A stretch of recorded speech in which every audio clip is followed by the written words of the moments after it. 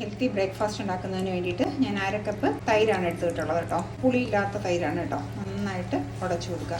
1/2 cup തൈരിലേക്ക് 1/2 cup തന്നെ വെള്ളം ഒഴിക്കുക.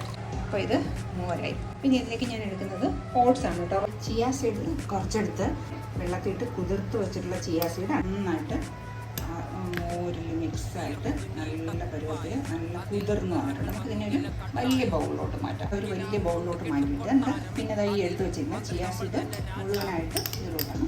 നമ്മുടെ സാലഡ് വെള്ളരി ഉണ്ടല്ലോ, അത് ഒന്ന് ചെറുതായിട്ട് നുറുക്കിയിട്ട് അതിടുന്നു. പിന്നെ ഇടുന്നത് ഒരു ക്യാരറ്റിനെ ചെറുതായിട്ട് ഗ്രേറ്റ് ചെയ്ത് വെച്ചിട്ടുണ്ട്. ഞാനൊരു മാമ്പഴം ഇടുന്നുണ്ട് കേട്ടോ. ഒരു ആപ്പിളിൻ്റെ പകുതി. ഇതെല്ലാം കൂടി നന്നായിട്ട് മിക്സ് ചെയ്യുക.